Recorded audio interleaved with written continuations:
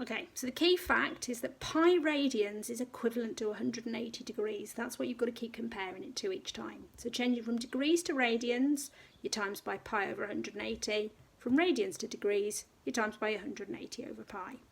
So the ones you were looking at was 15 degrees and 4 radians. So 15 degrees. Now, you could just times by pi over 180. But it might take you a bit longer to cancel this down. So instead, you think of key ones, remember key facts if you like. Anything that is a nice factor of 180, so 90 degrees, well it's just half of it, isn't it?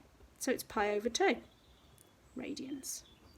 45 is pi over 4. But 60 degrees is often a good one to remember, because 60 degrees is just a third of 180, so it's pi over 3. And 30 degrees, there's 6 30s in 180, it's pi over 6. So if you were asked 15 degrees, it's just half of that. And half of pi over 6 is pi over 12. So it's just sometimes better to just kind of think of the key ones that you know. So the one that's 4 radians, you're not going to know that, and the clue as it said, give it round it to decimal places.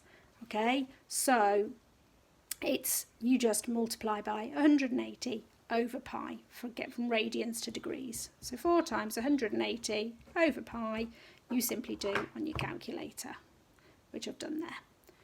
229.2 degrees. Job done. Hope that helps.